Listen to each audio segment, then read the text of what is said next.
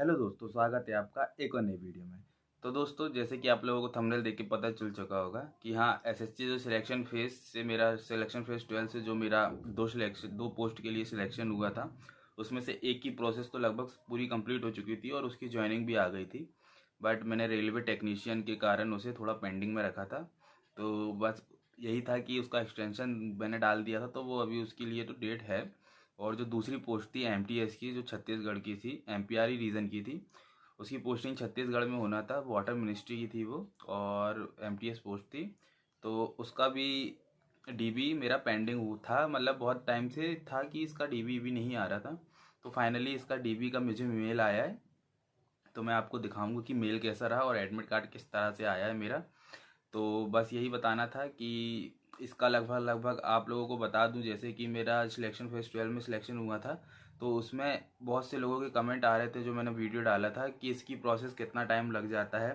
तो जैसे कि मेरा पहला पोस्ट था, तो उसमें लगभग लगभग विद इन 1 ईयर सारी प्रोसेस कंप्लीट हो गई और ज्वाइनिंग भी आ गई। बट मैं ये एमटीएस की पोस्ट के लिए बता दूं कि लगभग 1.5 साल का टाइम हो गया। उसके बाद अब डीबी हो रहा है, तो ज्वाइनिंग होते होते 2 साल लग जाएगा। तो मैं आपको यही क्लियर करना चाहता हूँ, जो सिलेक्शन फेज के एग्ज़ाम होते हैं उनका कोई भी फिक्स टाइम शेड्यूल नहीं होता है।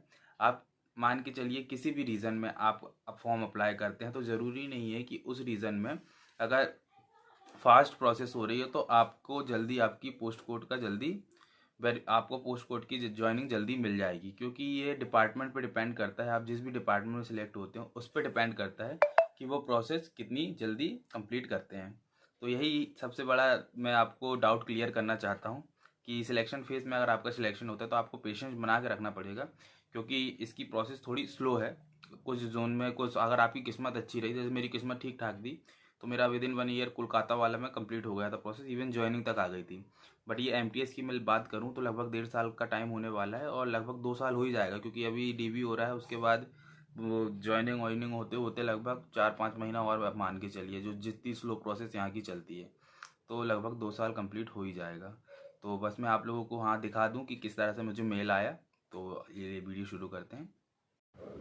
तो दोस्तों, ये मुझे मेल आया था एसएससी सिलेक्शन फेज 12 के में एमटीएस पोस्ट के रिगार्डिंग। तो इसका डीबी शेड्यूल, जो एमपीआर रीजन का एमटीएस का पोस्ट था, इसका डीबी शेड्यूल 1 जुलाई से 10 जुलाई के बीच में किया गया था। तो मैं अपना एडमिट कार्ड भी आपको दिखा दूँ। ये मेरा एडमिट कार्ड था, तो इसमें मेरी डिटेल थी, और मुझे 6 तारीख को मेरा डीबी शेड्यूल किया गया था।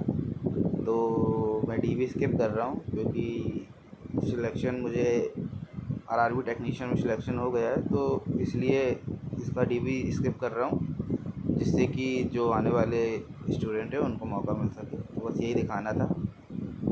ये आप लोग देख सकते हैं, इसमें भी डॉक्यूमेंट क्या क्या ले जाना है वही सब लिखा है। तो यही था मेरा डीबी का जो भी मेल था, डीबी के रिगार्डिंग यही आया था। तो दोस्तों, जैसे कि आप लोगों ने देख लिया होगा कि मुझे मेल कैसे आया, तो बस इसी के रिगार्डिंग बनाना था। वैसे मैं अब इसे स्किप कर रहा हूँ, मैं जा नहीं रहा हूँ। सबसे मेन चीज़ तो वीडियो में बताना भूल गया था कि हाँ, मैं इसका डीबी स्किप कर रहा हूँ, क्योंकि सिलेक्ट मुझे जहाँ तक लग रहा है कि मेरा रेलवे टेक्नीशियन में हो जाएगा। इसीलिए मैंने कोलकाता वाला भी पेंडिंग में रखा हूँ, और मैं नेवी का जो हुआ है उसके टेस्ट में शायद उसकी डीबी में भी ना जाऊँ। लेवल 2 में मेरा सिलेक्शन हो ही गया है, तो अब मैं देखता हूँ तो कि बाकी जो भी आने वाले एग्ज़ाम हैं वो हायर ग्रेड पे के होंगे, तभी मैं फॉर्म अप्लाई करूँगा।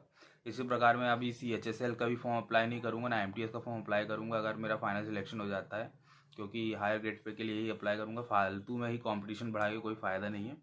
तो बस ये वीडियो में यही बताना चाहता हूँ कि अगर आपका भी कहीं और सिलेक्शन हो गया है और सिलेक्शन फेज में आपका नाम आता है, तो फ्री में ज्वाइनिंग लेटर इकट्ठा करने से कोई फ़ायदा नहीं है। आप डीबी स्किप कीजिए, क्योंकि इसमें डीबी कुछ बच्चों को एक्स्ट्रा बुलाया जाता है, तो आपकी डीबी स्किप करने से किसी और को वैकेंसी ज़रूर मिलेगी, और उसको भी जॉब सिक्योर हो जाएगी, तो उसके भी सपने पूरे होंगे।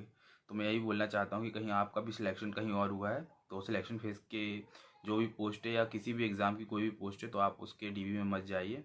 इससे होता यही है कि आपकी जो पोस्ट है वो किसी और को मिल जाती है, तो कहीं ना कहीं आपकी भी जॉब रहती है और किसी और को भी जॉब मिल जाती है आपके डीवी स्किप करने से। तो दोस्तों, यही बात करना था। बाकी जैसा भी हो, आप कोई क्वेरी हो तो आप मुझे कमेंट कर सकते हैं, और वीडियो पसंद आई हो तो लाइक कर सकते हैं, और मुझसे जुड़ने के लिए चैनल सब्सक्राइब कर सकते हैं। मोस्टली मैं वीडियो यहाँ एसएससी और रेलवे के रिगार्डिंग बनाता रहता हूँ। तो मिलते हैं नेक्स्ट वीडियो में, तब तक के लिए बाय, जय हिंद।